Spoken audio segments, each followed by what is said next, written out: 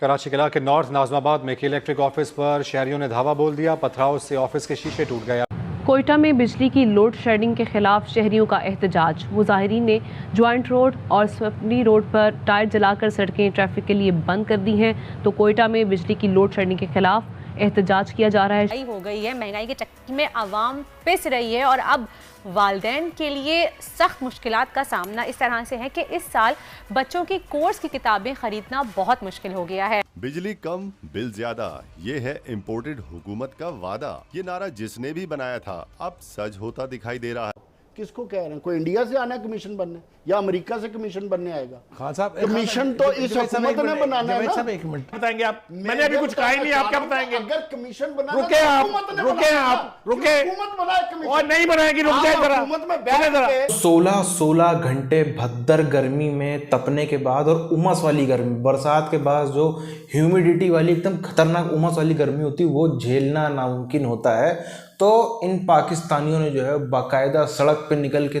तोड़ फोड़, वही जो पूरी दुनिया भर में स्टाइल है उसी के चलते पत्थरबाजी, ये बाजी, फलाना बाजी, ढिमकाना बाजी, शीशे तोड़ दिए, आग लगा दिए, टायर में आग लगाई, इस पे आग लगाई, मतलब कुल मिला के पूरा जो है वो इकोनॉमी बैठा दी, हाईवे जाम किए, रोड जाम करी। और ये चीज़ सिंध में और बलूचिस्तान में सबसे ज़्यादा हुई है, जिसका एक बहुत बड़ा दूसरा भी जो है वो रीज़न निकल के आता है। पहले पूरी चीज क्या है उधर हम चलते हैं। ये तवील लोड शेडिंग के खिलाफ जो है वो शहरी एहतजाज करते हुए जमा हुए थे नॉर्थ नाजमाबाद ब्लॉक जी में वाक़े के इलेक्ट्रिक के दफ्तर के बाहर। वहां पर उनकी जानिब से एहतजाज किया जा रहा था। उसी में कुछ अनासर की जानिब से पथराव भी किया। गुजारिश ये है कि कुछ लोग ऐसे होते हैं जिनको अगर कोई एक अहम पोजीशन अपनी ज़िंदगी में मिल जाए तो वो बाकी की मंदा ज़िंदगी उसको अब्यूज़ करते रहते हैं।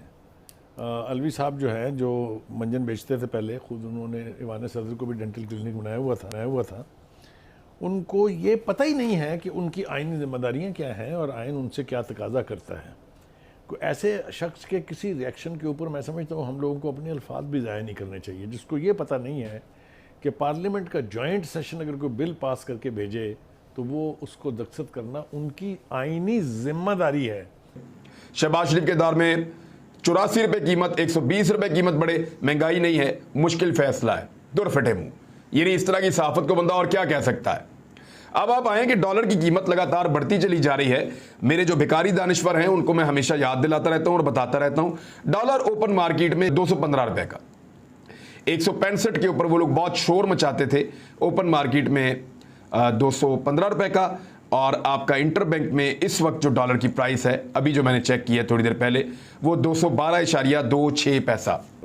वो अपनी लॉयल्टी जो है इमरान खान के साथ उसको साबित करने के ये तरीके नहीं हैं।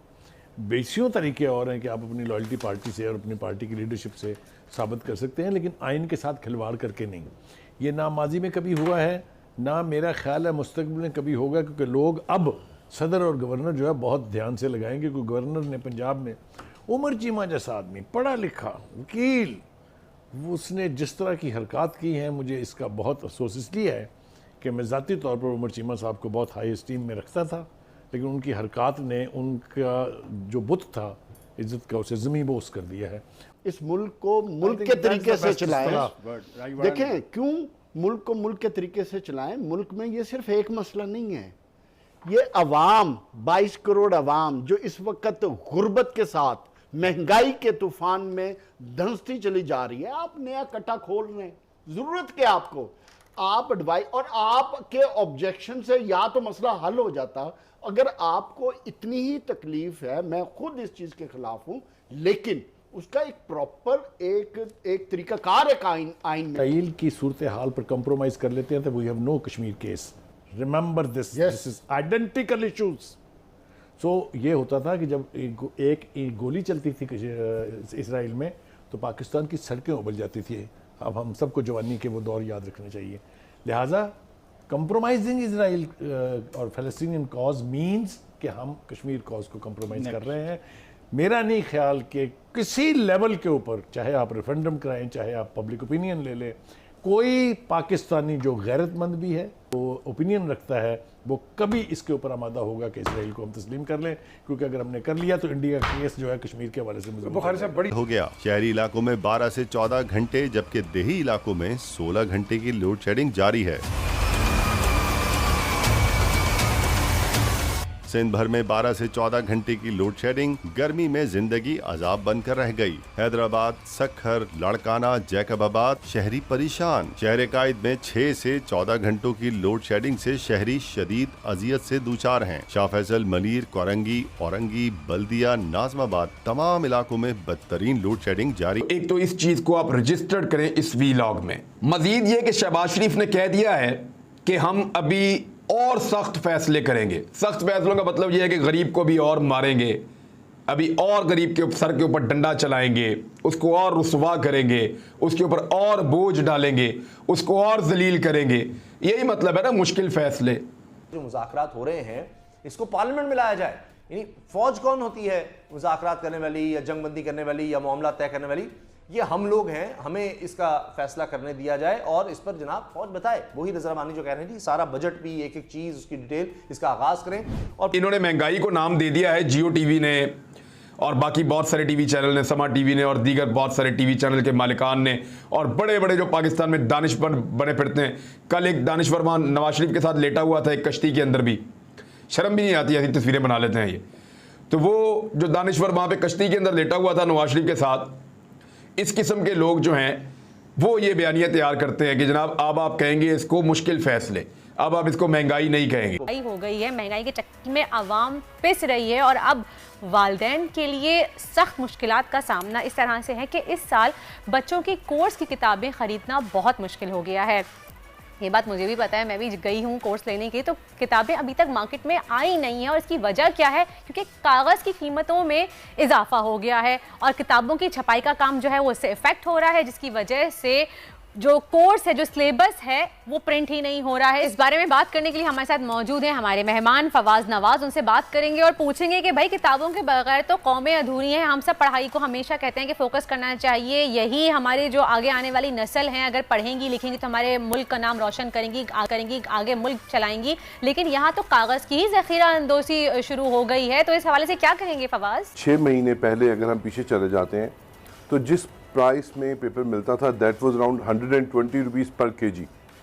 अब वो पेपर आज 250 रुपये में है और वो भी वो आपको ना जैसे एक मोनोपलाइज करके पेपर देते हैं और पेपर को डेलिबरेटली शॉर्ट किया हुआ है। जबकि हमारी पाकिस्तान की जितनी भी इंडस्ट्री है ये पाकिस्तान की ज़रूरत का 132% पेपर मैन्युफैक्चर कर सकती है, लेकिन ये डेलिबरेटली अपनी जो मैन्युफैक्चरिंग है वो 60-65% से ऊपर नहीं लेके जाते। इस वक्त जो है पाकिस्तान की बहुत बड़ी आबादी को, करोड़ों लोगों को ये लगता है कि जो अमेरिका है या जो वेस्टर्न वर्ल्ड है या फिर जितने भी नॉन मुस्लिम हैं उन सब ने एक संगठन बना लिया है और सबका दिन रात उद्देश्य यही है कि जो ये एक पक्का इस्लामिक कंट्री है पाकिस्तान, इसको जो है वो तड़पाया जाए, इसको परेशान किया जाए। जबकि सच क्या है शायद वो लोग जानते भी हों, लेकिन आंखों पर्दा रखना है, कभी भी कबूलना नहीं उसको। ये जो पाकिस्तानी एलीट है ये दुनिया की सबसे जाहिल से भी जाहिल, मतलब कि ये किसी के सगे नहीं होते। एक बार को आप सांप पे भरोसा कर लो, इन पे कोई भरोसा नहीं। पाकिस्तानी एलीट की बात हो रही है यहाँ पर। क्यों? आप देखो, सबसे पहले 47 में इन्होंने देश तोड़ा। देश जिसने तोड़वाया, जिसने सबसे ज़्यादा, हम कह सकते हैं कि उसमें सबसे ज़्यादा जिसका योगदान था, उसको देश बनते ही निपटवा दिया। जिन्ना की यहाँ बात हो रही है, उसको देश बनते ही निपटवा दिया। और वो भी कैसे निपटाया? वो तो बेचारा, वो तो इतनी बुरी मौत मरा था, शायद हिंदुस्तान में तो थोड़ी अच्छी मौत उसको मिल जाती, लेकिन वहाँ पे जानवरों जैसी मौत हुई जिन्ना की। उसके बाद आप देखो, जिन्ना को निपटा के ये जो एलीट थी इसने पूरे पाकिस्तान पे कब्जा कर लिया। आज भी वही जो है वो ज़मींदारों के रूप में ये जो 15-20 हज़ार परिवार हैं, इनके बड़े बड़े बिजनेस हैं। ये जो 15-20 हज़ार परिवार हैं जो 0.001% तक में भी आते हैं आबादी पॉपुलेशन के हिसाब से, वो 35 से 40% जो ज़मीन है पाकिस्तान की उसके मालिक हैं। ये लोग जानबूझ के, जैसे वीडियो में आपने देखा वो पेपर मिल वाली बात, जानबूझ के जो चीज़ सस्ती करी भी जा सकती, कुछ चीज़ें हैं जैसे हम चलो मान लिया बिजली चाइना की तरफ से, जो चाइना के प्लांट बंद हो रहे हैं उससे नहीं आ रही है। कुछ चीज़ें हैं जो बाहर से महंगी हो रही हैं, लेकिन मेजॉरिटी ऑफ चीज़ें, शक्कर इनके यहाँ खुद बनती है, चीनी इनके यहाँ खुद बनती है, चावल, आटा, गेहूँ, ज़्यादातर चीज़ें इनके यहाँ खुद बनती है। और इतनी बदतमीजी है, गेहूँ इनके यहाँ से विदेश जाएगा, फिर विदेश से घूम के आएगा। ये सब क्यों होगा? ताकि जो इनकी एलीट है वो पैसा कमा सके। अब देखो आप, जानबूझकर जो है वो काला बाजारी करी जाती है, जानबूझकर जो है वो चीज़ों की सप्लाई रोकी जाती है, चाहे वो पड़े पड़े सड़ जाए, चाहे वो पड़े पड़े सड़ जाए। लेकिन अगर 10 में से 6 पीस की फॉर एग्जाम्पल कोई भी क्वांटिटी है, उसके 6 पीस सड़ गए और 4 भी बिके, लेकिन वो 4 भी उस दाम पे बिके जितने में अगर वो 10 बिकते तो 2-2 रुपए के करके 20 बिकते, ये 4 भी बिके, ये 6-6 रुपए के 4 भी करके बिक गए, तो वो उससे ज़्यादा प्रॉफिट कमा के दे जाते हैं। ये पूरा का पूरा इनका षड्यंत्र है, जाल है, और बड़े ही अच्छे तरीके से, बड़ी ही प्लानिंग के साथ में इनके विदेशों में धंधे सेट हो रहे हैं। कुछ इनके कड़वा सच है, कई लोग इसमें मानेंगे, कई लोग शायद इस पर यकीन नहीं करेंगे, लेकिन कई सारे इनके इनडायरेक्ट तरीके से हिंदुस्तान में भी व्यापार चल रहे हैं, और बाकायदा जो पैरेलल इकोनॉमी होती है उसके हम लोग बात नहीं कर रहे हैं। जो ब्रांड्स होती हैं कई सारे हैं, उसमें हम लोग कभी और चर्चा करेंगे आज वीडियो में, लेकिन बाकायदा कई सारे ऐसे ब्रांड्स हैं जो हिंदुस्तानियों में बहुत ज़्यादा पॉपुलर हैं। उनकी कड़ियाँ कहाँ जुड़ती हैं जा करके? पाकिस्तान